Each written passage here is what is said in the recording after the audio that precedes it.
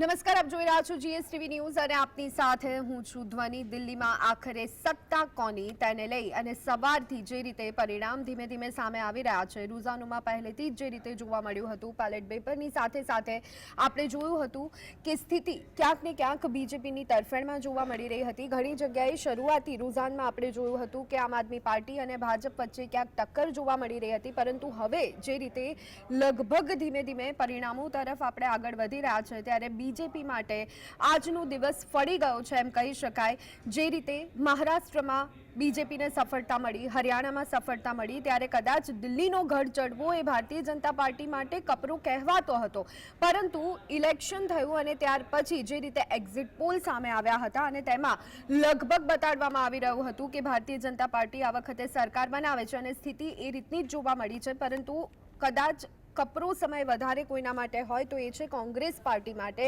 કારણ કે અહીંયા ખાતું ખોલાવવામાં પણ કોંગ્રેસ પાર્ટી જે છે તે નિષ્ફળ જોવા મળી રહી છે। આ વખતે ઘણા સમય સુધી નિષ્ફળ રહ્યા બાદ, નિષ્ક્રિય રહ્યા બાદ કોંગ્રેસ પાર્ટી દ્વારા પણ એડી ચોટીનું જોડ તો લગાડવામાં આવ્યું હતું, પરંતુ તેમ છતાં અહીંયા સ્થિતિ એવી જોવા નથી મળી રહી અને કદાચ ખાતું ખોલાવવામાં પણ કોંગ્રેસે નિષ્ફળ જોવા મળી રહી છે। આમ જોઈએ તો ઘણા બધા પરિબળો આ ઇલેક્શનમાં અસર કરતા જોવા મળ્યા, પરંતુ ધીમે ધીમે હવે ચિત્ર સ્પષ્ટ થઈ રહ્યું છે। લગભગ 27 વર્ષ પછી ફરી એક વખત દિલ્હીમાં ભારતીય જનતા પાર્ટી જે છે તે સરકાર બનાવતી જોવા મળી રહી છે, ત્યારે આજે આપણે એ જ મુદ્દા પર ચર્ચા કરવાના છીએ અને કયા સમીકરણો, કયા પરિબળો અહીંયા અસર કરી ગયા અને આખરે ધીમે ધીમે પરિણામ તરફ જ્યારે આપણે આગળ વધી રહ્યા છે, બીજેપી સરકાર બનાવે તેવું લગભગ હવે નિશ્ચિત માનવામાં આવી રહ્યું છે, ત્યારે તેની પર આપણે ચર્ચા કરીશું। પરંતુ અત્યારે હાલ તો જે સ્થિતિ જોવા મળી રહી છે, કોંગ્રેસ માટે આ એક કપરો ગઢ કહી શકાય। અનેક એવા સ્લોગનો આ ચૂંટણીમાં આપણને જોવા મળ્યા, આખરી જનતા સુધી પહોંચવા માટેના પ્રયત્નો કરવામાં આવ્યા તમામે તમામ પાર્ટી દ્વારા। અહીંયા કોઈ એક પાર્ટી માટે નહીં, પરંતુ તમામે તમામ પાર્ટીએ રેવડી આપવાના પ્રયત્ન કર્યા, ત્યારે કયા પરિબળ અહીંયા સફળ રહ્યા તે આજે આપણે ચર્ચા કરીશું અને આ ચર્ચા માટે અત્યારે હાલ આપણી સાથે જોડાયા છે કોંગ્રેસમાંથી હિરેન બેંકર, આમ આદમી પાર્ટીમાંથી યોગેશ જાદવાણી અને પોલિટિકલ એનાલિસ્ટ એવા પ્રશાંત ગઢવી। તમામે તમામ મહેમાનોનું સ્વાગત છે। સૌથી પહેલા પ્રશાંતભાઈ, આપનાથી ચર્ચાની શરૂઆત કરીએ। પાર્ટીના પ્રવક્તા પાસે જઈએ પહેલા, કેવી રીતે જોઈ રહ્યા છો આ પરિણામ? એક્ઝિટ પોલ જે બતાવતા હતા લગભગ એ તરફ આપણે આગળ વધતા જોવા મળી રહ્યા છે। બે ત્રણ વાતને સાંકળી લેવાનો પ્રયત્ન કરો। હમણાં હું આવ્યો ત્યારે તમે કંઈક નિષ્ફળતા સફળતાની સૌથી મોટી ચાવી છે અને એનું પહેલું ઉદાહરણ અત્યારે ભાજપ 27 વર્ષથી સત્તામાં હતું નહીં। હવે તમે પૂછ્યું મુદ્દાઓ, કોંગ્રેસના ધુઆધાર પ્રચારથી ભારતીય જનતા પાર્ટી ભવ્ય વિજય તરફ અત્યારે આગળ વધી રહી છે, કારણ કે આમ જોવા જાઓ અને પહેલી વાર કે ખરેખર એક્ઝિટ પોલ એ દિશામાં આગળ વધી રહ્યા કે એક્ઝિટ પોલ બની રહ્યા છે, કારણ કે છેલ્લા એક વર્ષથી આપણને સૌને એક્ઝિટ પોલ, બીજું ત્રીજું પરિણામ, ચૂંટણી કમિશન, આ વખતે એક્ઝિટ પોલ પર ઇનફેક્ટ કોઈને વિશ્વાસ જ નહોતો કે કદાચ આનાથી પરિણામ વિપરીત જ આવશે, એના ઉપરથી ભરોસો ઉઠી ગયો હતો। એક્ઝિટ પોલ સિસ્ટમ, ચૂંટણી પંચ, આ બધા ઉપરથી જે ભરોસો ઉઠી ગયો હતો એ અત્યારે આપણી સામે છે કે જે એક્ઝિટ પોલ આવ્યા હતા એ જ એક્ઝિટ પોલ તરફ આવી રહ્યા છે। આ દિલ્હી બહુ નાનું રાજ્ય, 70 સીટ અને લગભગ એક સીટ, આમ ગઈ વખતે પણ એવું હતું 1500 થી 5000ની માર્જિનથી લગભગ 15 સીટ પ્લસ માઇનસ થઈ હતી જ્યારે આમ આદમી પાર્ટીને 63 સીટ મળી ત્યારે। એમ આ વખતનું પરિણામ બી તમે જુઓ, આપણે બી આ ચર્ચા થઈ હતી કે કોંગ્રેસ પાસે જે 4.5% વોટ શેર છે એ જો વધે છે, જે રીતે પ્રિયંકા ગાંધી ને રાહુલ ગાંધી મેદાનમાં ઉતર્યા છે, હવે એમની પાસે 0 સીટ હતી છેલ્લા 2 ટર્મથી, એ 0માંથી 35 તો પહોંચવાની નહોતી, બહુમત તરફ 36 છે, તો એ ઉતર્યા હતા કેમ? જેમ આપણે આમ આદમી પાર્ટીને ગુજરાતમાં 2022માં કહેતા હતા કે તમે એવું તો શું રાતોરાત કરશો કે 91 સીટ ઉપર પહોંચશો ગુજરાતમાં, એટલે કોંગ્રેસે 2022ની ગુજરાતની દાજ કાઢી નાખી અને આમ આદમી પાર્ટીને ભરાઈ દીધી અને જે 63 સીટો હતી અત્યારે ધરાશયી કરી અને ભારતીય જનતા પાર્ટીના હાથમાં કાયદેસર સત્તા સોંપી દીધી।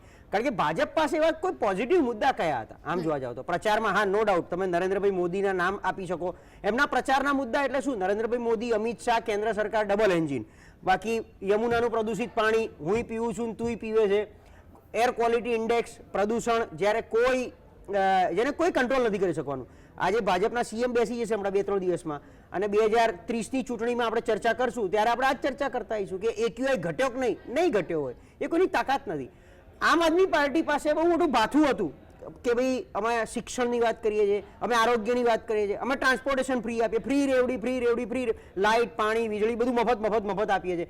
એ ભાથું લઈ જવામાં પ્રચારમાં કઈ નિષ્ફળ નીવડ્યું કે જ્યારે હોય ત્યારે પ્રેસ કોન્ફરન્સ કરી. એ સિવાય તમે રોડ ઉપર ડોર ટુ ડોર પ્રચાર, જેટલા તમે door to door Mohalla clinic બનાવ્યા એટલા તમે ડોર ટુ ડોર પ્રચાર ના કરી શક્યા. એથી વિશે કે દર વખતે છેલ્લા 3 વર્ષથી આપણે જોઈએ, ખાસ કરીને કોરોના પછી, તો માત્ર એલજી સાથેની અનબન. દિલ્હીમાં એલજી અમને કામ નથી કરવા દેતા, એલજી દર વખતે વચ્ચે ઇન્ટરફિયર થાય છે, કેન્દ્ર સરકાર અમને આમ નથી કરવા દેતી, જેલમાંથી સરકાર ચાલી. આ બધા મુદ્દા 1.5-2 વર્ષ તો જનતાએ પણ રાહ જોઈ કે આ સ્ટ્રીમલાઇન થશે, આ કેજરીવાલ બહાર નહીં આવે તો એમનામ કોઈને ધુરા સોંપીને શાસન જેમ ચાલતું હતું એમ જૂની રીતે ચાલશે, નહીં ચાલે. આ બધી અસમંજસ જે મહારાષ્ટ્રમાં હતી કે છેલ્લા 5 વર્ષમાં મહારાષ્ટ્ર એકદમ વેવ્સ વાળું હતું, અમારે સ્થિરતા જોઈએ છે અને એટલા માટે મહારાષ્ટ્રે સ્થિરતા આપી દીધી. એવું રિઝલ્ટ આપી દીધું કે 5 વર્ષ સુધી કોઈ બોલી નહીં શકે. એમ દિલ્હીમાં આ વખતે એવું પ્રયત્ન થયો કે સ્થિરતા તો જ આવશે કે સરકાર ગમે નહીં આપો, આગળ જતા જો ભાજપ તોડી નાખવાનું હોય તો એના કરતા ભાજપને જ આપી દો. જનતાને છે ને કોઈનાથી કોઈ ફરક જ નહીં પડતો, પક્ષ, વિચારધારા, મુદ્દા, આ તે. જનતા ત્રાહિમામ પોકારી ગઈ છે કે કંઈ બી, એટલે ત્રાહિમામ ઇન સેન્સ કે કંઈ બી કરો ભાજપ શાસન નહીં ચાલવા દે, એના કરતા ભાજપને ચૂપ કરીને એમને બેહવા દો અને અમને અમારું કામ કરવા દો.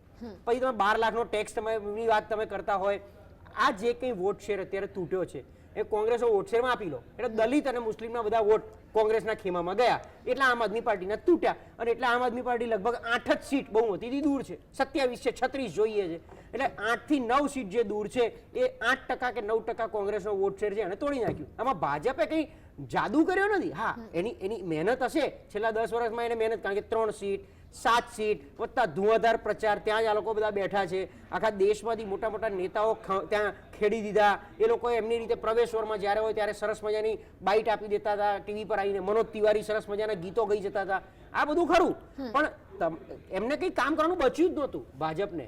ગ્રાઉન્ડ ઉપર ઉતરી અને અત્યારની સરકાર બોગસ છે અને અમે આટલું સારું કરીશું એવા મુદ્દા તો ભાજપ પાસે તો હતા જ નહીં. પણ આ બધી અંદરની ઝઘડા, એટલે તો ઓમર અબ્દુલ્લાએ સવારમાં જ કહી દીધું 9 વાગ્યામાં કે 2 જણા બા જાય એમાં ત્રીજો ભાઈ ગયો છે. એનું પરિણામ આપણે સામે જોઈ રહ્યા છીએ. યોગેશભાઈ છે આપના પ્રવક્તા, એમની સાથે વાત કરવાનો પ્રયત્ન કરીશું. યોગેશભાઈ, શું માનવું છે આપનું? કદાચ ગઠબંધનનો પ્રસ્તાવ અનેક વખત કોંગ્રેસ તરફથી આપ સામે મૂકવામાં આવ્યો હતો, કદાચ જે સ્થિતિ અત્યારે હાલ બનતી જોવા મળી રહી છે, લાગે છે કે ઓફર સ્વીકારવાની જરૂર હતી આમ આદમી પાર્ટીએ, તો કદાચ આ સ્થિતિ ન આવી હોત?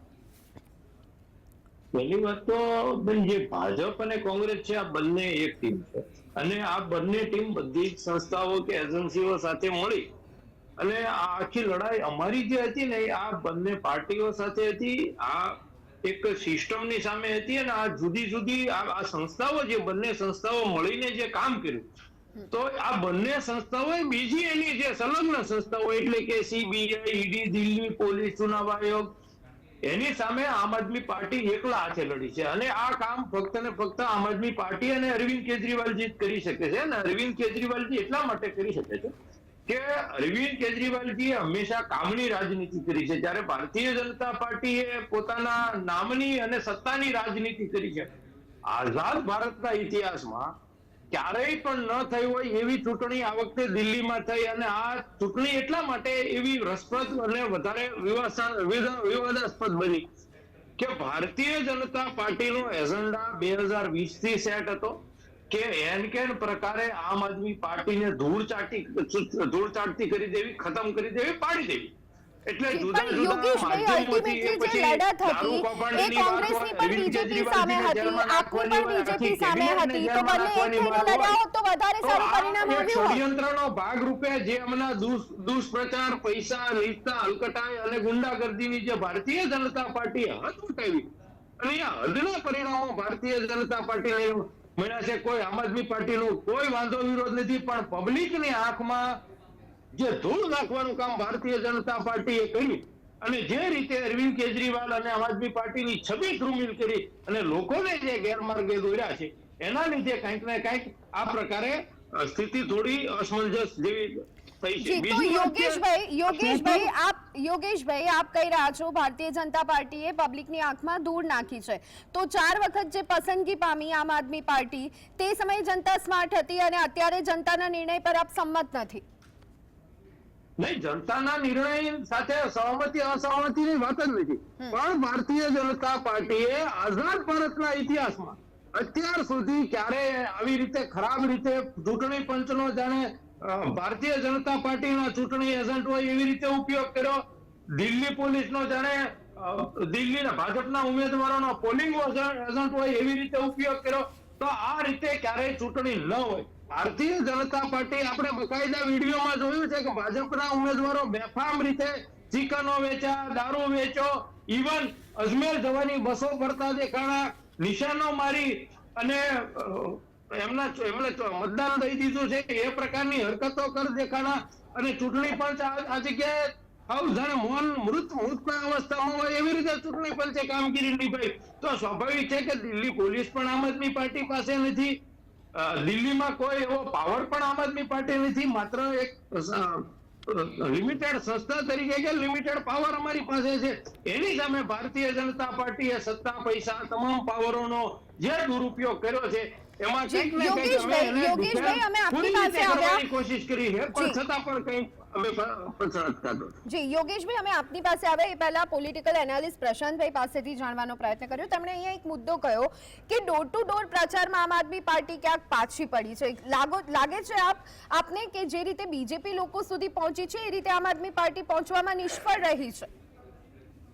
આમ આદમી પાર્ટી આમ તો ડોર ટુ ડોર પ્રચારનું સૌથી પહેલું જો હથિયાર કોઈ બહાર કાઢવા વાળું હોય તો આમ આદમી પાર્ટી છે. અને જ્યારે પણ ચૂંટણી આવે સ્વાભાવિક રીતે આમ આદમી પાર્ટીની પરિસ્થિતિ સૌ કોઈ જાણે છે કે આમ આદમી પાર્ટી એવા કોઈ સોશિયલ મીડિયા કે ટીવી માધ્યમોમાં પ્રચાર પ્રસાર કે મોટી સભાઓ નથી કરતી. હંમેશા ડોર ટુ ડોર જે નાની મોહલ્લા સભાઓ કરે છે એ અમારા કેમ્પેનનો એક ભાગ છે. એટલે અમે એમાંય પણ ક્યાંય કચાશ નથી થોડી, એક ઘરે 3-4 વખત ગયા છીએ અને લોકોને સમજાવ્યા છે. પણ મેં તમને કીધું એમ કે ભારતીય જનતા પાર્ટી જે રીતે છેલ્લા દિવસોમાં જે કામ અને જે કાંડો કર્યા અને એ કાંડો જે લોકોના મગજમાં જે એને એનકેન પ્રકારે એકની એક વાત 100 વખત જૂઠ બોલી અને એ સત્ય સાબિત કરવાની જે કોશિશ કરી છે એ એનો એક ભાગ છે. જી હિરેનભાઈ, આપની પાસે આવવા માંગીશ. કોંગ્રેસના પ્રવક્તા છે, કેવી રીતે જોઈ રહ્યા છો આ પરિણામોને અને ખાસ કરી કોંગ્રેસની સ્થિતિને? પાર્ટી ખાતું ખોલાવવામાં પણ અત્યારે હાલ તો નિષ્ફળ લાગી રહી છે. બેન, જે ટેલી બતાવે છે 0-0 અત્યારે કોંગ્રેસ પર છે, તેમ છતાં આજે પણ અહીંયા અને તમામ મીડિયામાં એ કોંગ્રેસનો પ્રતિનિધિ એ પોતાની વાત રજૂ કરવાની, લોકોની વચ્ચે જે વાત અમે લઈને નીકળ્યા હતા એ વાત રજૂ કરવા માટે ત્યાં છે જ. ભારતીય જનતા પાર્ટીને અત્યારે બમ્પર જીત મળી રહી છે, તેમ છતાં પણ ભાજપનો કોઈ પ્રતિનિધિ ના આવે, પેલા પાસે નહીં બેસું, હું આની સાથે બેસીશ અને પેલું ના જોઈએ ને હું હોઉં તો જ ચાલે, આ પ્રકારની રાજનીતિમાં અમે કરતા જ નથી. સ્પષ્ટપણે ટેલીમાં જે કંઈ પણ આવતું હોય, અંતે લોકશાહીમાં ઇલેક્શન છે એ માત્ર સેતુ તરીકે કામ કરતું હોય છે કે ઇલેક્શનમાં સત્તા આવે તો આપણે કામ કરવાના મળે, તમને ઇઝીલી કામ થઈ શકે. અને કોંગ્રેસ એ ગ્રાન્ડ ઓલ્ડ પાર્ટી, રાજકીય પાર્ટી, એ કોઈ એનજીઓ નથી. એટલે સીટ આવે કે ના આવે એ રાજકીય પક્ષ તરીકે લોકોની વચ્ચે પોતાના પ્રશ્નો, પોતાની વાત એ રજૂ કરતું રહેશે ને જે લોકોને પડેલી તકલીફો એ રજૂ કરતું રહેતું હોય. અમને પણ જ્યારે સત્તા મળી અમે ત્યાં ખૂબ સરસ કામગીરી કરી. ત્યાં શીલાજીત દીક્ષિતજીના સમયમાં ત્યાં મેટ્રોથી માંડીને, સ્કૂલથી માંડીને, હોસ્પિટલ બધું બનાવ્યું. અને આ પાર્ટી ઉતાર ચઢાવ ઘણા બધા જોયા છે. એટલે અત્યારે આ પ્રકારના રિઝલ્ટ આવે એટલે આંચકો લાગે એવી વાત નથી બેન. અને રાજનીતિમાં કોઈ અમર પાટો લઈને નથી આવતું. અત્યારે અમે જે પ્રકારની અમે ઇલેક્શન લડ્યા છીએ, કેન્દ્રમાં સરમુખત્યા શાહી હોય એ પ્રકારના ઇલેક્શન જોવા મળે. અને જે દિલ્હીમાં છે એમાં પણ ત્યાં કેજરીવાલ જે પ્રમાણે કામ કર્યું, કટ્ટર તો હું જ છું ને હું જ ઈમાનદાર છું, અને પછી શરાબ ઘોટાલા તમારે જ કરવાના, કૌભાંડ તમારે જ કરવાના, 3 મંત્રીઓ જેલમાં હોય. એટલે આની વચ્ચે કોંગ્રેસે પોતાની વાત રજૂ કરવાની પ્રયત્ન કર્યો. વાત એ છે કે અમને ટેલીમાં અમને એ પ્રમાણે આંકડા નથી મળ્યા, પણ એનો અર્થ નથી કે ભાઈ રાજનીતિ પૂરી થઈ ગઈ અને લોકોની વાત પૂરી થઈ ગઈ, લોકોને જે મળશું મળી જશે. રાજનીતિમાં વસ્તુ એ છે કે જ્યારે તમે લોકશાહીમાં તમે જીતો છો ત્યારે તમે લોકો માટે શું કરો છો એ મહત્વનું હોય છે. કોંગ્રેસ સત્તામાં હિરેનભાઈ, જે રીતે સતત નિષ્ફળતા મળી રહી છે ત્યારે પહેલેથી જ રાહુલ ગાંધીની લીડરશિપ પર સવાલો ઊભા થઈ રહ્યા છે. વધુ એક વખત આ નિષ્ફળતા, તેને લઈને પણ હવે સવાલો ઊભા થશે. અને સાથે જે રીતે ગઠબંધનના પ્રયત્ન કોંગ્રેસ તરફથી તો કરવામાં આવ્યા, પરંતુ આમ આદમી પાર્ટીએ ઓફર ન સ્વીકારી, ત્યારે પણ એ ચર્ચાઓ જોવા મળી હતી કે ઇન્ડિયા ગઠબંધનમાં ખાસ કરી અને લીડરશિપની જ્યારે વાત આવે, કદાચ રાહુલ ગાંધીને આપણે લઈ લઈએ તો તેના પર પણ આમ આદમી પાર્ટીને ભરોસો નથી, એટલે સીધો સવાલ હવે રાહુલ ગાંધીની લીડરશિપ પર પણ ઊભો તો થઈ રહ્યો છે. આવું નથી હોતું. જો તમે ગ્રાન્ડ ઓલ્ડ પાર્ટી છે, મહાત્મા ગાંધી આવ્યા એની પહેલા પણ કેટલાય બધા અમારા લીડર આવીને ગયા, પણ મહાત્મા ગાંધીની નેતૃત્વમાં આઝાદી મળી, એટલે આગળના લોકોએ કશું જ કર્યું નથી એવું નથી હોતું. રાજનીતિમાં સતત પ્રયત્ન કરતા રહેવું છે, લોકો માટેની કામગીરી કરતા રહેવાનું, એ પ્રાથમિક વાત હોય છે. અમે સ્પષ્ટ કહીએ છીએ કે તમે જે સ્ટેટમાં, ધારો કે હું ગુજરાતમાં મારી સરકાર હોય, મધ્યપ્રદેશમાં સરકાર હોય, તો જે કામ જે લોકોના પ્રત્યેની જનપ્રતિનિધિ તરીકે મારી જવાબદારી હોય, જે સુખાકારીના કામ હું એ કરતો, એ જ હું ત્યાં કામ કરતો હોઉં. ત્યાં હું એમ કહું કે ના તમને 500 રૂપિયા બાટલો મળશે અને હું એમ કહું 500 બાટલો ના મળે, તો આ બે પ્રકારની રાજનીતિ કરનારા લોકો એવા લોકો હોય કે જે માત્ર સત્તા માટે હોય. પાર્ટી સામે એન્ટી ઇન્કમ્બન્સી આપણે ગણી લઈએ, ભારતીય જનતા પાર્ટી સામે ઓલરેડી આપે જે કહ્યું કે સરમુખ અત્યારશાહી, બીજેપીની અત્યારની જે રીતની ઇમેજ છે, તોડજોડની ઇમેજ એક લોકોમાં પણ જોવા મળી રહી છે, એ વાતને આપણે નકારી ન શકીએ. અને એમાં કોંગ્રેસનું આટલું ખરાબ પ્રદર્શન એટલે કોંગ્રેસની સ્થિતિ પર સવાલ થાય એ સ્વાભાવિક બાબત છે. નહીં, અમે તમને વારંવાર કહું છું કે અમે બે પેલું કહેવાય સોડી વચ્ચે સોપારી જેવી અમારી પરિસ્થિતિ ત્યાં હતી કે એક બાજુમાં તમારી પાસે પાવર છે, બંને પાર્ટી પાસે પાવર હતા અને બંનેને મિસયુઝ કર્યા છે પાર્ટીના, અને એમાં અમે પરફોર્મ કરવાનો ક્યાંક પ્રયત્ન કર્યો. ત્રીજી વખત અમે હાર્યા છીએ, એમાં એનાથી પરિસ્થિતિ બદલાતી નથી બેન. એમાં અમે વેનિસ થઈએ શું ભૂસાઈ પાર્ટી પૂરી થઈ એવું નથી હોતું. તકલીફ જ્યાં છે ત્યાંની ત્યાં જ છે. જેમ કીધું કે યમુનાજીની તકલીફ આજે પણ ત્યાંની ત્યાં છે, રોજગારી તકલીફ આજે પણ ત્યાંની ત્યાં છે, એટલે આ બધી વસ્તુ ત્યાંની ત્યાં છે. કોંગ્રેસ પાર્ટી પણ ત્યાંની ત્યાં છે અને ત્યાં જ રહેશે. આ લોકશાહીની પરંપરા છે, હાર જીત થતી રહેતી હોય છે. ખરાબ પ્રદર્શન થયું છે એ અમે સ્વીકારીએ છીએ અને એમાં કોઈ જ નથી. અને ભૂતકાળમાં આવા ઘણા બધા પરિણામો આવ્યા, ફરી પાછી બાઉન્સ બેક પાર્ટી થઈ છે. લોકોએ એક્સપેરિમેન્ટ કર્યા છે, લોકોએ પાર્ટીઓને આપ્યો છે સમય, અને એના પછી લોકો પરફોર્મ નથી કરી રહ્યા. ત્યારે એમને થયું છે કે ભાઈ આ નાના કરતા તો ખરેખર કોંગ્રેસ સારી હતી. ઇન્ડિયન સાઈડનો નારો બહુ મોટો જોવા મળ્યો. અત્યારે હાલ એક સમાચાર સામે આવી રહ્યા છે અને જે રીતે યોગેન્દ્ર ચંદોલિયા ભાજપના સાંસદ છે, તેમનું નિવેદન સામે આવ્યું છે કે અરવિંદ કેજરીવાલ ફરી એક વખત તિહાડ જેલ જશે. શું પ્રતિક્રિયા આપની આ નિવેદન પર, યોગેશભાઈ? ભારતીય એટલે એનો સીધો મતલબ એવો થયો, મેં કીધું એમ કે આ એક રાજનીતિ, એના ષડયંત્ર અને પ્રપંચનો એક ભાગ છે. અરવિંદ કેજરીવાલજીની જે પ્રક્રિયા છે એ ન્યાયિક પ્રક્રિયા છે ને મામલો સમગ્ર કોર્ટમાં છે. હવે એ મામલાની ભાજપના નેતાને કેવી રીતે ખબર પડી ગઈ કે જેલમાં જશે? એટલે કે એનો મતલબ સીધો થાય છે કે ભારતીય જનતા પાર્ટીના નેતાઓ જ નક્કી કરે છે કે કયા વિરોધ પક્ષના નેતાને જેલમાં પૂરી દેવો.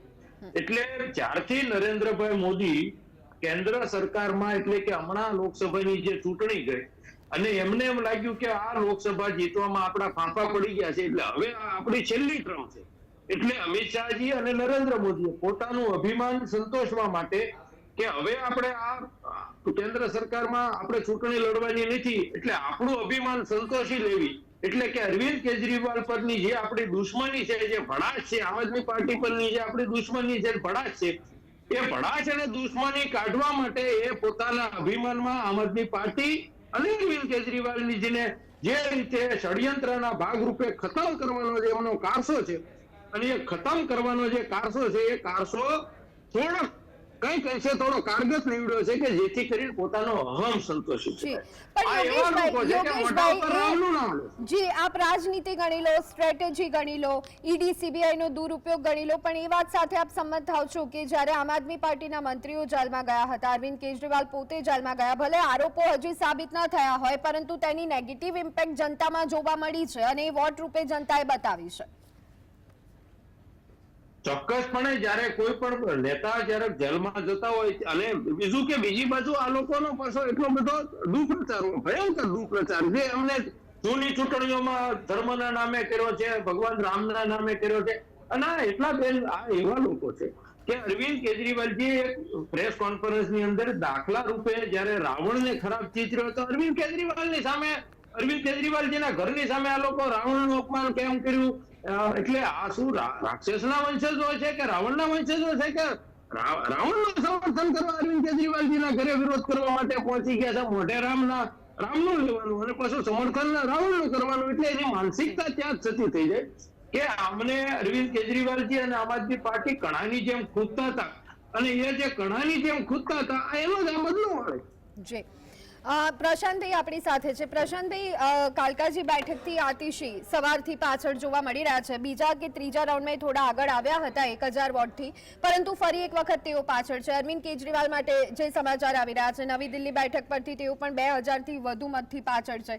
એટલે જે મુખ્ય લીડર્સ છે આમ આદમી પાર્ટીના, એ પણ ક્યાંક પાછળ જોવા મળી રહ્યા છે. આને આપ કેવી રીતના જોશો? ભલે કદાચ પાર્ટીની સ્થિતિ ખરાબ હોય, પણ જે મુખ્ય લીડર હોય એ એમની સીટ તો બચાવી લે, એ સ્થિતિ આપણે જોઈ. બિલકુલ, પણ આ વખતે તમે રણનીતિના ભાગરૂપે જુઓ તો સામે ભાજપ અને કોંગ્રેસે પણ એવા ઉમેદવાર, એટલે એ ક્યાંક ને ક્યાંક ઇમોશનલ બેઠકને લઈને અને ક્યાંક ને ક્યાંક એવો ચહેરો ઉતાર્યો કે લોકો પણ ક્યાંક ભાજપને જ્યારે જોતા હોય તો ચહેરા સામું જોઈને ભાજપ તરફી વોટિંગ થયું હોય એટલા માટે. જો તમે કાલકાજી બેઠક તમે જો તો ત્રણેય ઉમેદવાર કેવા ધુઆધાર હતા. એ જ રીતે નવી દિલ્હીની વાત કરો તમે, અરવિંદ કેજરીવાલની સામે, તો આ બધું એટલે ચહેરો એવો મજબૂત ઉતારો તો ક્યાંક ને ક્યાંક ફટકો લાગતો હોય છે. અને ઘણીવાર કેવું હોય છે કે સીએમ ક્યારેક બની જવું અને પાર્ટીના એક ફ્લોમાં તમે જીતી જાઓ, પણ જ્યારે વ્યક્તિગત વસ્તુ આવે, સીએમ બન્યા પછી આતિશી એ સીએમ બન્યા પછી એમના વિસ્તાર માટે શું કર્યું. આજે મમતા બેનર્જી ચાલુ મુખ્યમંત્રી આટલા વર્ષોથી એમનું રાજ, તેમ છતાંય હાર્યા હતા વેસ્ટ બંગાળમાં. એ પાછળથી બાય ઇલેક્શન જીતીને આવ્યા છે એમ, એટલે સીટ ખાલી કરીને આવ્યા છે. એવું આ એક રાજનીતિનો ભાગ છે. પણ મેં કીધું એમ કે ઘણીવાર મુખ્યમંત્રી પોતાની સીટને આવી રીતે સાચવી નથી શકતા હોતા.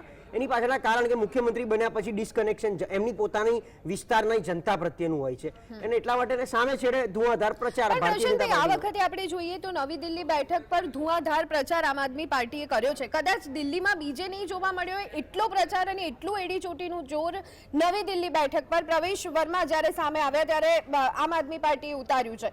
સાથે સ્ટાર પ્રચારકો ત્યાં ઉતર્યા છે. સૌથી વધારે ફોકસ એ બેઠક પર કરવામાં આવ્યું બીજાની કમ્પેરિઝનમાં. તો એ બાબતને આપ કેવી રીતના જોઈ રહ્યા છો? કદાચ બીજી બેઠકો પર પણ ફોકસ કરવાની એટલી જરૂર હતી એવું લાગી રહ્યું છે. આમ જોવા જાવ તો ઓવરઓલ કેન્દ્ર સ્થાને બીજા બધા કરતા મુખ્ય 2-3 ચહેરા હતા. એક અરવિંદ કેજરીવાલ, મનીષ સિસોદિયા અને આતિશી, ચાલુ સીએમ, સિટિંગ સીએમ. તો આ ત્રણના ચહેરાને કેવી રીતે ત્યાં ઠંડો કરી શકાય? આમ બધાનો પ્રયત્ન તો એ છે, તો ભાજપ હોય કે કોંગ્રેસ હોય, કદાચ આમાં એવું થાત કે આમ આદમી પાર્ટી અત્યારે જીતી ગઈ હોત પણ અરવિંદ કેજરીવાલ અને આતિશી હારી ગયા હોત, તે ભાજપ માટે મોટી જીત હતી. એમનો ટાર્ગેટ આ રીતનો જ છે. આમાં બી તમે જો ગઈકાલે બી આ એસીબી વાળી વાત આવી, 15 કરોડ એમના બધા એમએલએ ફોન કર્યા કે ભાઈ અમને કોઈનો ફોન આવતો હતો, પ્રવેશ વર્માને ત્યાંથી આ નંબર પરથી ફોન આવ્યો અને એસીબી પહોંચી ગઈ. એટલે મૂળ ટાર્ગેટેડ જ્યારે વ્યક્તિ હોય ત્યારે આવું બની શકે છે. અને ઓવરઓલ મેં બધી 70 સીટ અત્યારે ઉપર છેલ્લી નજર કરીને જ્યાં આમ આદમી પાર્ટી જીતી છે ત્યાં 10,000 કરતા વધારે લીડ છે. જ્યાં આમ આદમી પાર્ટી આગળ ચાલે છે, જ્યાં ભાજપના ઉમેદવાર આગળ ચાલે છે, ત્યાં 1500 થી લઈને 3500 મેક્સિમમ, કોઈને મેં 5000 ઉપર જતા નથી જોયા. એટલે એ બહુ સ્પષ્ટ દેખાડે છે કે ભાજપ ક્યાંક ને ક્યાંક એની મહેનત, કારણ કે ગઈ વખતે 7 સીટ જીતી પણ એ 70 સીટ ઉપર લડી હતી અને 70 સીટ ઉપર એને એક વોટ શેર મળ્યો છે. 25-27% જેટલો 28% જેટલો વોટ શેર હતો. તો એનો વોટ શેર તો અકબંધ જ હતો, એમાં એને વધારવાનો હતો. એ વધારવા માટે એની પાસે બહુ મોટું હથિયાર હતું, ક્યાંક નરેન્દ્ર મોદીનું હથિયાર હતું, કેન્દ્ર સરકારનું હતું, એલજીનું હતું, ચૂંટણી પંચનું હતું અને વત્તા ડબલ એન્જિનનું હતું કે ભાઈ ચલો વિકાસની તમે વાત કરો છો. કેન્દ્ર સરકાર તરીકે 10 વર્ષથી દિલ્હીમાં જ તમે બેઠા છો, તમે જે વિસ્તારમાં બેઠા છો એ દિલ્હી વિધાનસભામાં જ આવે છે, તો કંઈક એવા સારા કામ તમે કર્યા હોય તો કરી બી બતાવ્યું હોય, કદાચ એ જનતાને આંખે ઉડીને વળગ્યું હોય. મેં કીધું એમ મોહલ્લા ક્લિનિક બનાયા, અમે હું સાક્ષી છું એટલે મેં જોયેલા છે, યોગેશભાઈ મારી જોડે હતા જ, કે મહોલ્લા ક્લિનિક, હોસ્પિટલો અને સ્કૂલો જે બનાવી હતી સામે છેડે ભારતીય જનતા પાર્ટી પાસે એ વખતે કશું હતું નહીં, એટલે ખબર છે મોહલ્લા ક્લિનિકના પેલા વિડીયો બનાવીને ફેરવ્યા હતા. ઇનફેક્ટ કોંગ્રેસે પણ મોહલ્લા ક્લિનિકમાં નિષ્ફળતાની વાત આ વખતે મુદ્દા તરીકે મૂકી હતી. એટલે બની શકે કે પહેલા 5 વર્ષમાં બનાવવા માટે બનાયા અને પછી 5 વર્ષ એ મેન્ટેન ના થયા હોય, 5 વર્ષ એ પછી એમાં તમે કહો છો એમ નિષ્ફળતા અથવા એનું એક લેવલ. અરે પછી તો કોરોના પછી 2 હાલત થઈ, એક ઓક્સિજન ખૂટ્યો, એની સૌથી મોટી બૂમ બરાબર દિલ્હીમાં પડી હતી, જો આપ પણ એના સાક્ષી છો ધ્વનિ. એના પછી કોરોના પછી તરત અરવિંદ કેજરીવાલની ઉપર ઈડી સીબીઆઈની રેડ અને સતત એ લોકો ક્યાંક ને ક્યાંક પોતાની વકીલાતમાં જ રહ્યા, એડવોકેસી કરવામાં, પોતાના બચાવ કરવામાં. લીકર પોલિસીને લઈને બહુ જ મોટો પ્રોબ્લેમ ઉઠ્યો.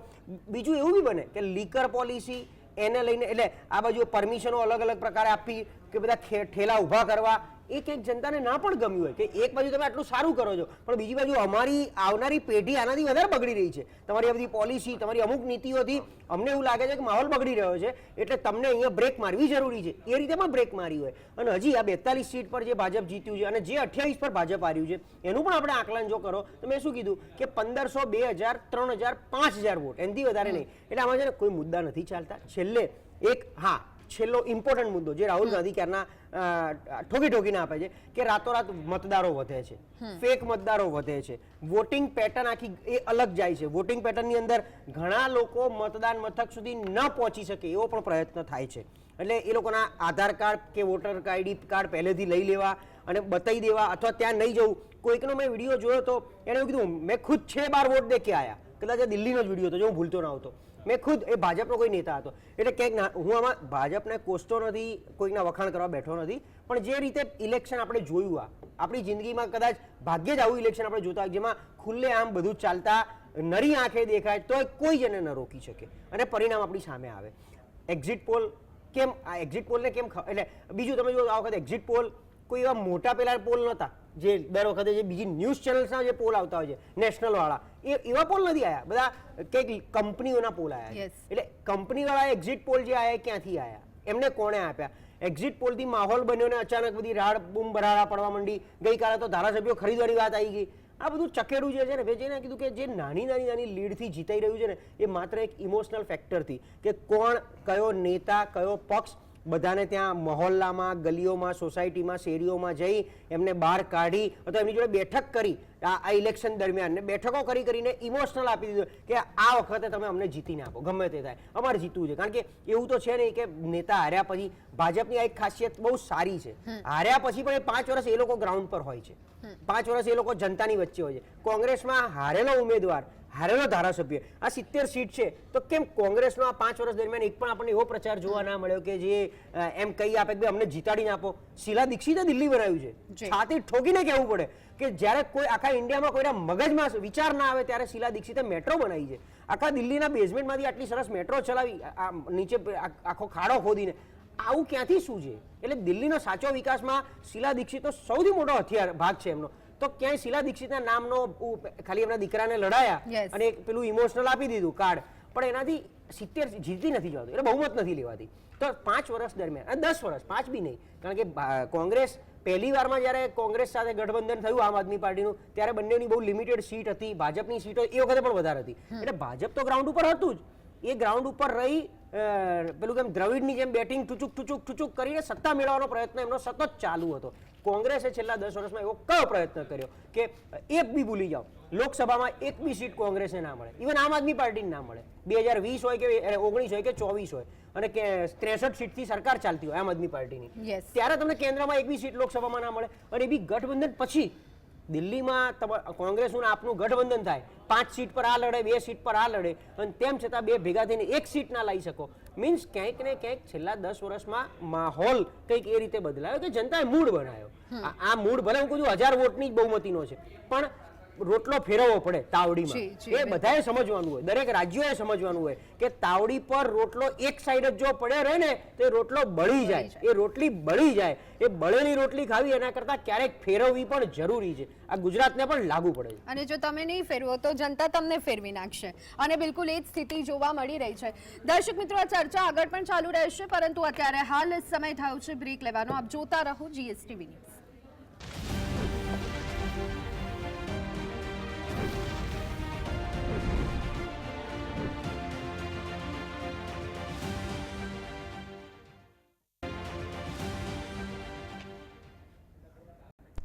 Welcome back. ચર્ચા એની પર દિલ્હીમાં સત્તા કોની? સમય થઈ ગયો છે 11:30 કલાક. ચિત્ર ધીમે ધીમે સ્પષ્ટ લગભગ થઈ ગયું છે. ભાજપ બહુમતી તરફ આગળ વધતું સતત સવારથી જોવા મળી રહ્યું છે. કેટલાક નેતા ઉપર નીચે જોવા મળી રહ્યા છે, અને બધાની વચ્ચે અત્યારના હાલના સમાચાર. કાર્યકરોને વડાપ્રધાન નરેન્દ્ર મોદી આજે સંબોધન કરી શકે છે સાંજે 7 કલાકે. અત્યારે હાલ આપણે જોઈ રહ્યા છીએ કે દિલ્હીમાં ભાજપ જીત તરફ અગ્રેસર જોવા મળી રહ્યું છે, અને અત્યારથી જ ઉજવણીઓ શરૂ થઈ ગઈ છે.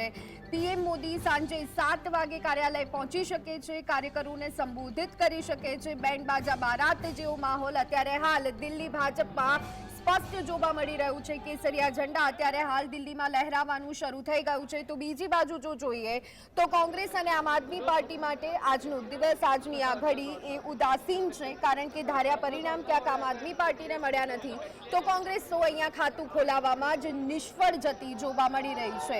ત્યારે અનેક સવાલો, માત્ર પરિણામથી આજનો દિવસ અટકી નથી જવાનું. કારણ કે અનેક કહી શકાય કે પાસાઓને હવે આમ આદમી પાર્ટી અને કોંગ્રેસે ધ્યાને લેવા પડશે. આ બધાની વચ્ચે અત્યારે જીતનો જે જશ્ન છે એ દિલ્હીમાં જોવા મળી રહ્યો છે, ભારતીય જનતા પાર્ટીમાં જોવા મળી રહ્યું છે અને તે જશ્નની શરૂઆત અત્યારે હાલ થઈ ગઈ છે. આમ આદમી પાર્ટીના અત્યારે પ્રવક્તા આપણી સાથે યોગેશ જાદવાણીજી જોડાઈ ગયા છે. યોગેશજી, હવે શું કહેશો? જે રીતની સ્થિતિ જોવા મળી રહી છે દિલ્હીમાં, બીજેપીમાં તો અહીંયા ઉત્સવ મનાવવાની શરૂઆત પણ થઈ ગઈ છે, બેન્ડ બાજા બારાત જેવો માહોલ કેવી રીતે જોઈ રહ્યા છો? કદાચ આ સ્થિતિ આમ આદમી પાર્ટી માટે હોત, પરંતુ હવે ભારતીય જનતા પાર્ટીના ફાળે છે આ સિદ્ધિ. ને જે રીતે દિલ્હીની જનતાને ભારતીય જનતા પાર્ટીએ વાતો કરી છે કે અરવિંદ કેજરીવાલજીની જે યોજના છે અમે ચાલુ રાખશું, એટલે એનો સીધો મતલબ એવો છે કે ભારતીય જનતા પાર્ટીએ આડકતરી રીતે એ સ્વીકાર્યું છે કે અરવિંદ કેજરીવાલજી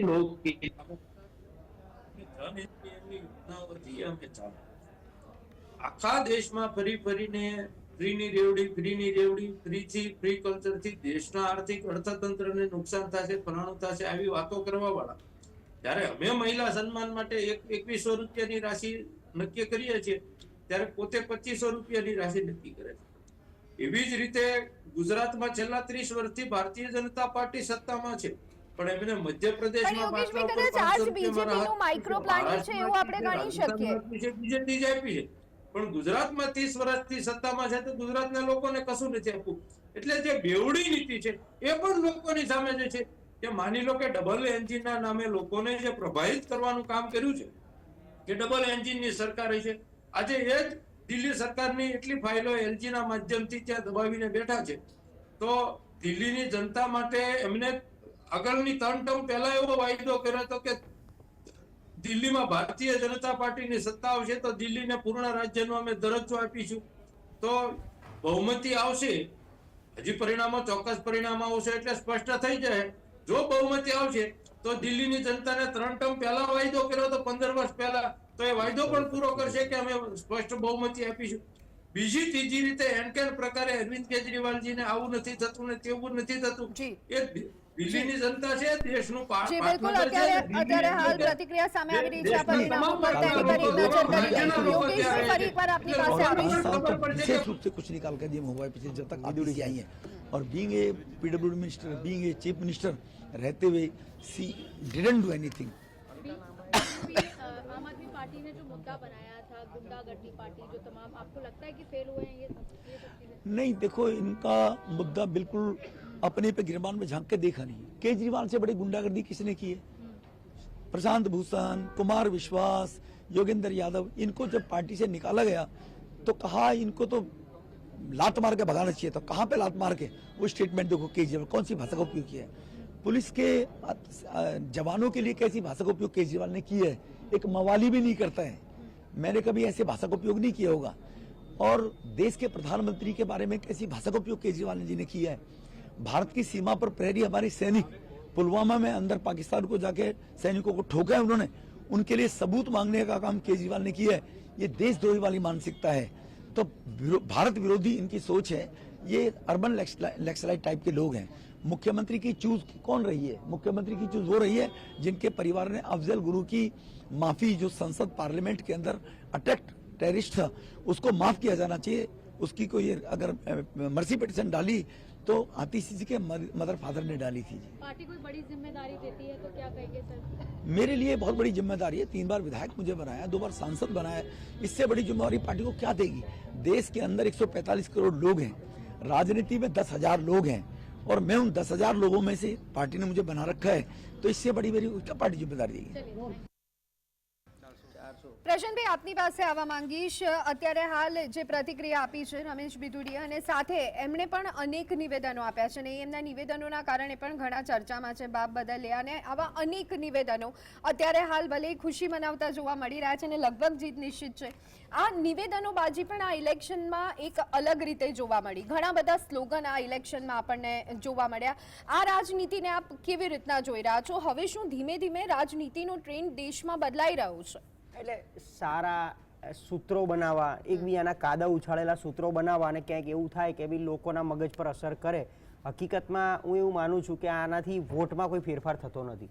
આ માત્ર લાઇમલાઇટમાં રહેવા માટે, હાઇલાઇટ થઈને મીડિયા સમક્ષ ચમકવા માટેના એક બધા તુક્કાઓ છે. જેમ કે રમેશ બિધુડીની આપણે વાત કરીએ તો એ મહિલાઓ માટે એમના જે કંઈ નિવેદનો આપ્યા હતા ભૂતકાળમાં, એને લઈને કેટલા, અને જો ભાજપ અહીંયા જીતે જ છે અત્યારે તો બરાબર, તો એક સૌથી મોટા દાવેદાર એ છે મુખ્યમંત્રી પદના. અને કારણ કે પ્રવેશ વર્માના કેસમાં હજી બી કેવું છે અસમંજસ કે જીતે ના પણ જીતે, અરવિંદ કેજરીવાલ બંને વચ્ચે કાંટે કી ટક્કર ચાલે છે.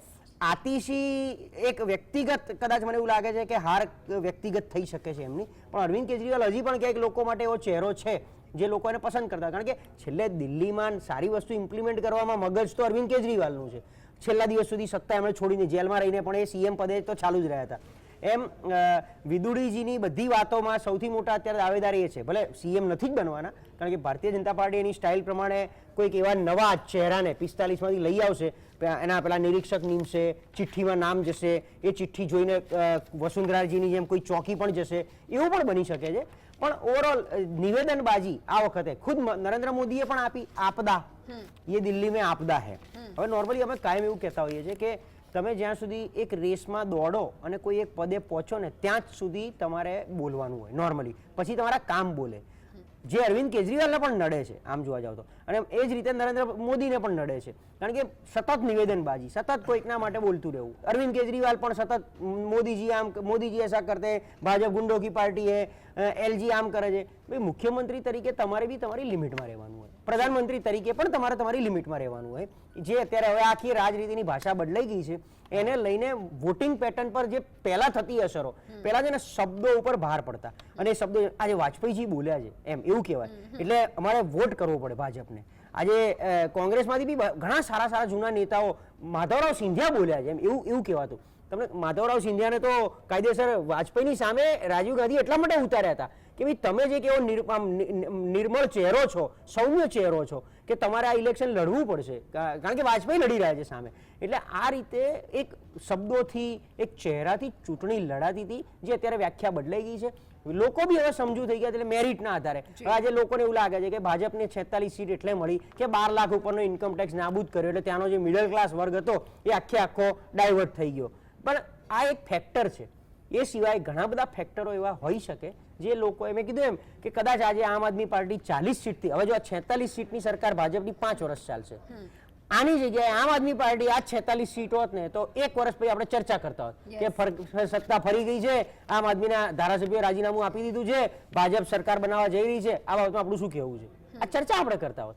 એમ હવે આ 46 સીટવાળી સરકાર ચાલશે, કારણ કે ભાજપ છે ઉપર નીચે બંને એની સત્તા છે. એલજી પણ હવે કશું જ નહીં કરે. હવે એલજી આજથી સાવ સુસુપ્ત અવસ્થામાં જતા રહે છે. પણ પ્રશાંતભાઈ, એક વસ્તુ એ પણ છે ને કે આ પરિસ્થિતિ અલગ અલગ રાજ્યમાં આવે છે, ભાજપ આ પ્રકારની રાજનીતિ રમે છે, પણ હવે એ પણ એક વાસ્તવિકતા છે કે વિચારધારા જેવું કશું જ રહ્યું નથી. એ પછી કોઈ પણ પાર્ટીના નેતા હોય કે પછી કાર્યકર્તા કેમ ના હોય, કાં તો પછી કોર્પોરેટર લેવલનો માણસ કેમ ના હોય, જનસંઘમાંથી ભાજપ બનાવવું એવો વિચાર મૂકવાવાળી વ્યક્તિ જ્યારે એમ કહી દે કે આપણે વિકાસથી હવે ઇમરજન્સી તરફ જઈ રહ્યા છે, હું હેમાબેન આચાર્યને યાદ કરું છું જે 2 દિવસથી ચર્ચામાં છે, મીન્સ આખી વિચારધારા જ બદલાઈ ગઈ છે. અત્યારે માત્ર સત્તા કેન્દ્ર સ્થાને છે, કેમ કરીને સત્તા મેળવવી એના માટે જે કરવું પડે, ક્યાંથી અહીંથી ત્યાંથી માણસો લાવવા પડે તો લઈ આવો. બાકી કોંગ્રેસ એ વિચારધારા અલગ છે, ભાજપ અલગ છે, તેમ છતાં અત્યારે ભાજપ કોંગ્રેસ એક છે. એ લોકો એટલે ભાજપ ચોખાનો દાણો છે અને કોંગ્રેસ મગનો દાણો છે, અને બંને ભેગા થઈને એમની ખીચડી બનાવી રહ્યા છે, અને તેમ છતાં એ લોકોને એ ખીચડી ખવડાવવાનો પ્રયત્ન કરી રહ્યા છે, અને લોકો ખુશી ખુશી એ ખીચડી ખાય છે.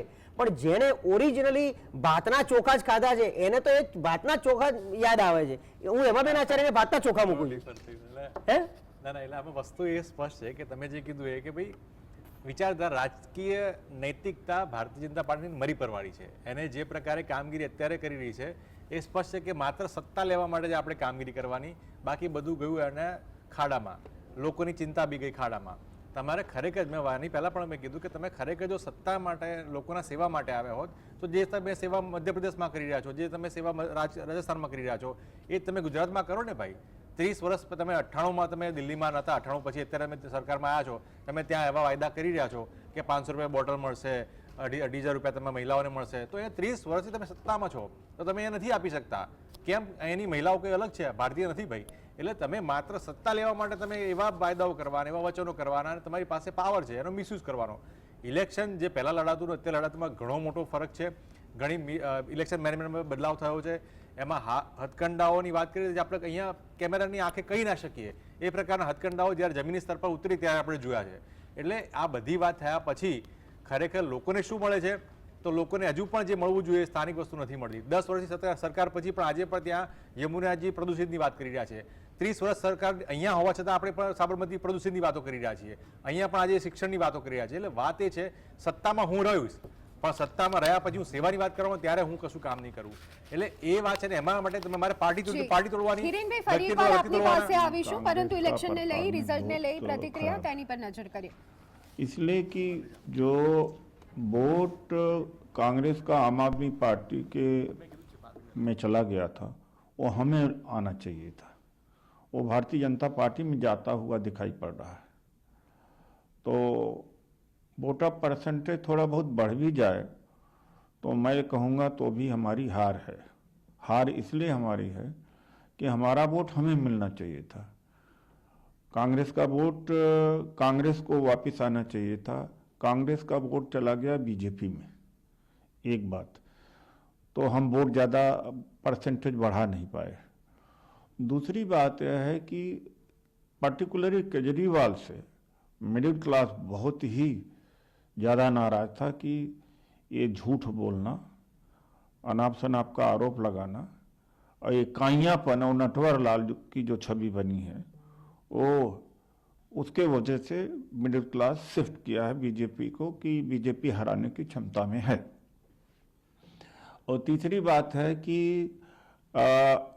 जो आम आदमी पार्टी को वोट भी मिला है अभी भी लाभार्थी का वोट है. वो आम आदमी पार्टी को कोई विचारधारा की वोट नहीं होती. આમ આદમી પાર્ટીના પ્રવક્તા આપણી સાથે છે યોગેશજી, એક ચર્ચા એ પણ જોવા મળી રહી છે કે કોંગ્રેસથી અંતર રાખી અને કેજરીવાલ ભલે ગમે તે વિચારતા હોય પણ અત્યારે હાલ તેમને આ નિર્ણય પર પસ્તાવો થતો હશે. દરેક વખતે ચૂંટણીના પરિણામો, પરિસ્થિતિ રાજનીતિમાં હંમેશા બદલાતી હોય છે અને આશાઓ અને સંભાવનાઓ એ કાયમ માટે જીવતી હોય છે. એટલે સ્વાભાવિક છે કે દરેક ચૂંટણીમાં પરિણામો પછી મનોમંથન, ચિંતા અને પસ્તાવો, અફસોસ આ બધું એક નેચરલ કુદરતી વ્યવસ્થા છે અને એનો ભાગ છે. એટલે દરેક ચૂંટણીના પરિણામો કંઈક ને કંઈક નવું આપતા હોય છે, કંઈક ને નવું શીખવાડતા હોય છે અને એમાંથી અમે પણ જે કંઈ નવું શીખવાનું છે, સમજવાનું છે, ક્યાં મનોમંથન કરવાનું છે કે ક્યાં ચૂક થઈ છે એની ચોક્કસ એનાલિસિસ કરી અને આગળના સમયમાં આ પરિણામો સારા કેમ આવે, વધુ સારા કેમ આવે. અને માની લો કે ભારતીય જનતા પાર્ટી જૂઠા વાયદાઓ કરી અને કદાચ સત્તામાં આવે છે તો એમના કાન આંબળી અને લોકોના કામ કેમ કરાવવા એની રાજનીતિ પણ આમ આદમી પાર્ટીને સારી રીતે આવે છે. પ્રશાંતભાઈ, આપની પાસે આવવા માંગીશું.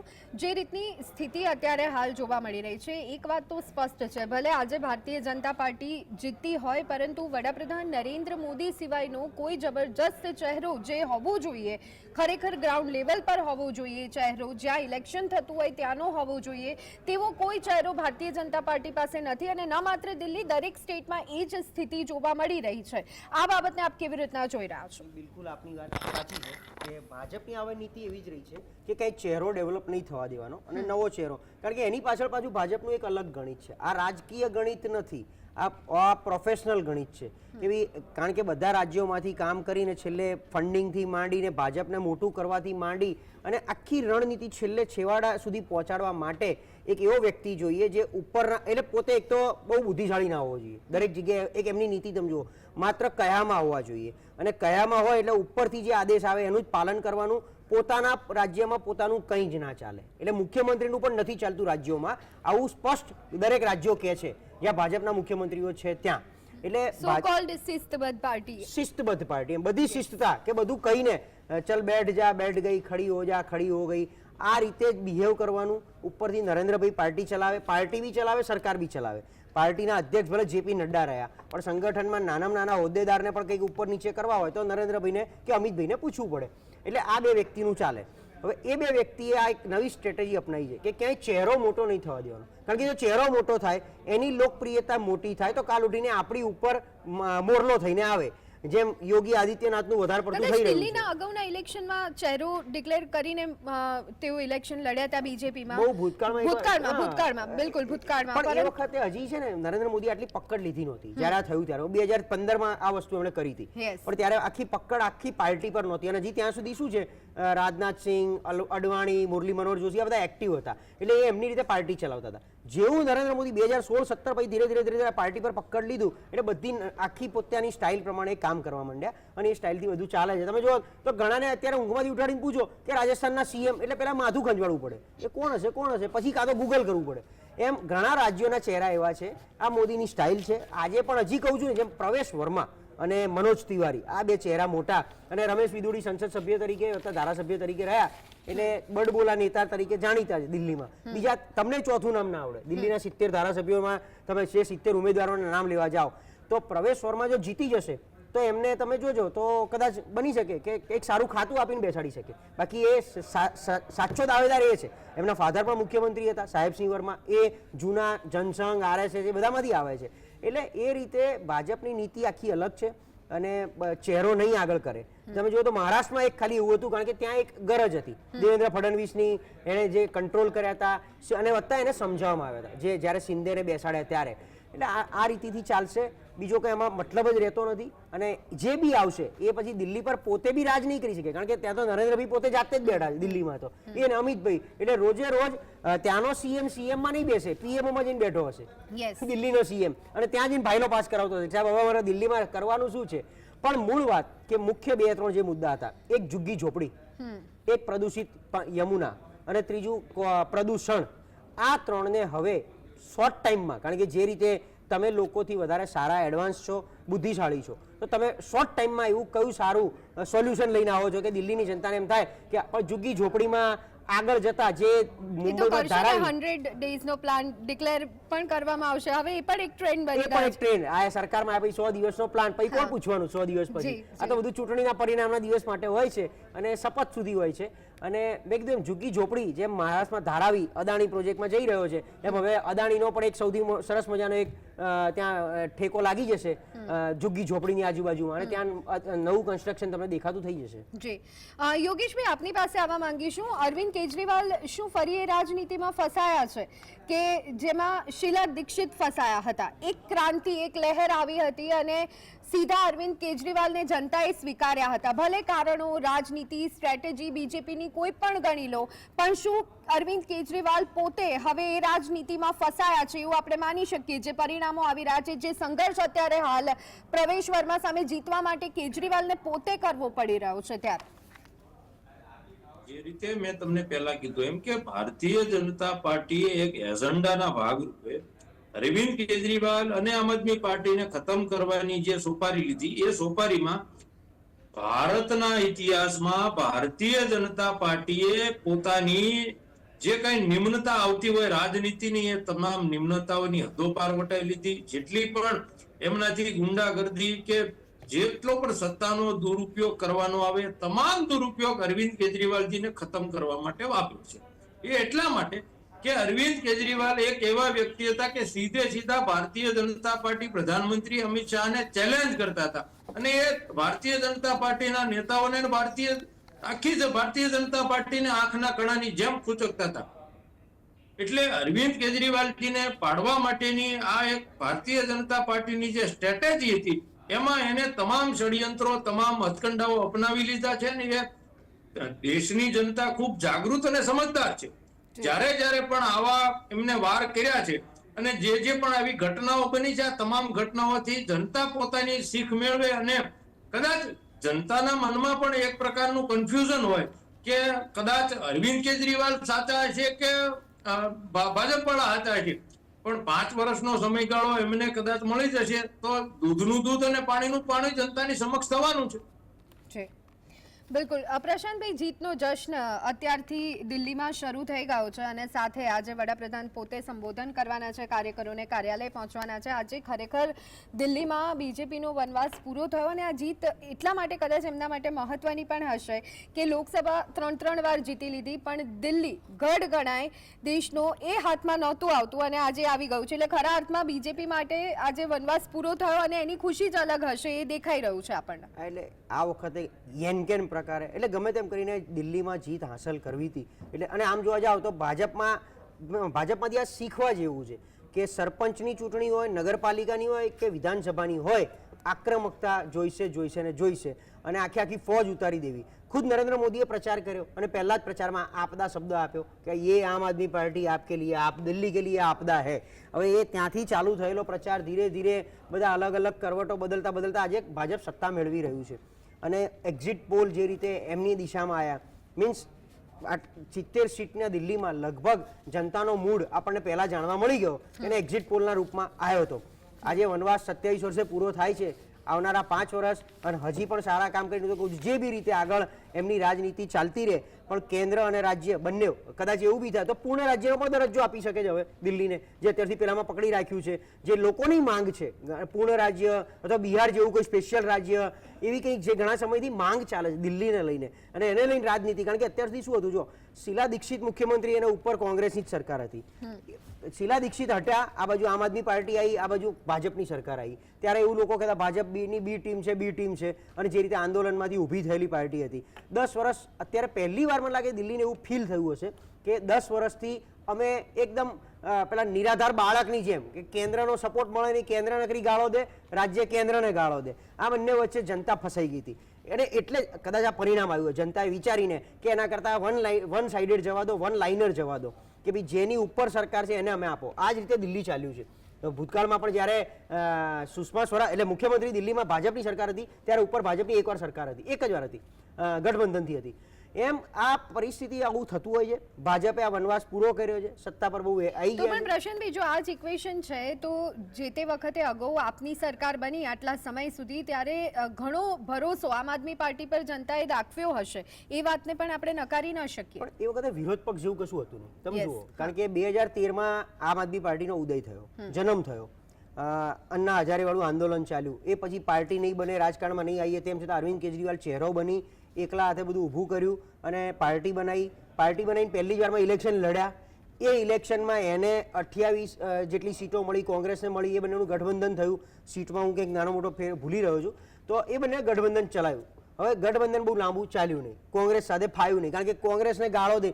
મેઇન તકલીફ પાછી આ પડી હતી એ વખતે કે તમે કોંગ્રેસને ખૂબ કોસી અને પાર્ટી બનાવી હતી. કોંગ્રેસ ભ્રષ્ટાચારી છે, એ ભ્રષ્ટાચારી તરીકે એટલી બધી એને પ્રસ્થાપિત કરી નાખી કે કેન્દ્રમાં આખી સરકાર બદલાઈ ગઈ. કોંગ્રેસ ભ્રષ્ટાચારી આખા દેશમાં કોંગ્રેસને કોસી અને ભાજપને તમે સત્તા પર એટલે ભાજપ સત્તા પર બેસી ગયું, આમ આદમી પાર્ટી બની. 2015માં જ્યારે જે પહેલી ચૂંટણી થઈ ગઠબંધન તૂટ્યા પછીની, ત્યારે લગભગ કોંગ્રેસ, કારણ કે ત્યાં સુધીમાં મોદીનો જલવો ઉપર ચાલુ થઈ ગયો હતો, આ કેન્દ્રમાં ભાજપ આવી ગઈ હતી અને આ બાજુ કોંગ્રેસ ધીરે ધીરે બિખરતી જતી હતી, એમને કોઈ ઓપ્શન જેવું રહ્યું નહીં. અને દિલ્હી ભાજપ માટે બહુ નવું હતું, કારણ કે ઘણા સમયથી શીલા દીક્ષિત હતા. ભાજપ ઠુચુક એટલે જેને કહેવાય બહુ પ્લે રમતું હતું, નાનું પ્લે રમતું હતું, એટલે એ લોકો સત્તા મેળવી નહોતા શકતા. એટલે આમ આદમી પાર્ટીને ખુલ્લો દોર મળ્યો, ખુલ્લું મેદાન મળ્યું હતું અને એટલા માટે પહેલી વારમાં 67 સીટો આવી ગઈ, બીજી વારમાં 63 સીટો આવી ગઈ. આ જે છે એને કન્ટિન્યુ કરવાનો જે પ્રયત્ન હોવો જોઈએ, એ એમનું એવું કહેવું છે કે ભાઈ અમારે તો હજી સારું કરવું હતું, કરી શક્યા હોત, પણ કેન્દ્ર સરકાર એમને સતત કંઈક ને કંઈક વાંકમાં રાખી, લીકર પોલિસી જેવા બહાનામાં ભરાઈ અને સત્યેન્દ્ર જૈન પહેલા અંદર ગયા, પછી મનીષ સિસોદિયા ગયા, પછી અરવિંદ કેજરીવાલ ગયા. હજી જો આ વખતે જીતી ગયું હોત ને આમ આદમી પાર્ટી, તો હું માનું છું કે લગભગ એના બધા ધારાસભ્યોને 1 વર્ષની અંદર જેલમાં મોકલી દે કેન્દ્ર સરકાર, ગમે તેમ કરીને, તો સત્તા વિહોણું કરી નાખત રાજ્યને. આ બધું પરિસ્થિતિનું નિર્માણ થાય છે. પણ ભાજપે ધુઆધાર, મેં કીધું એમ, બધાનો પ્રચાર જોયો આપણે ત્યાં અને સત્તા મેળવી છે. હવે આગામી સમયમાં આપણને પણ દિલ્હીની જનતાને એના મુદ્દાના સોલ્યુશન આપે. જી બિલકુલ, તો દર્શક મિત્રો, દિલ્હીમાં લગભગ ભાજપનો ભગવો લહેરાય એ ચિત્ર હવે સ્પષ્ટ થઈ ગયું છે. ત્યારે હવે એ જોવું મહત્વપૂર્ણ રહેશે કે જે મોટા ગજાના નેતાઓ છે અને જે અત્યારે હાલ ફાઇટ કરી રહ્યા છે એમને આખરે આમ આદમી પાર્ટીના એ નેતાઓને કેટલી સફળતા મળે છે. હવે માર્જિનનો પણ અહીંયા સવાલ ઊભો થવાનો છે. કોણ કેટલા માર્જિનથી જીતે છે એ જોવું પણ એટલું જ રસપ્રદ રહેવાનું છે. આ ચર્ચા આગળ પણ ચાલુ રહેશે. આપ જોતા રહો GSTV ન્યૂઝ. તમામ મહેમાનો જોડાયા હતા, એમનો ખૂબ ખૂબ આભાર.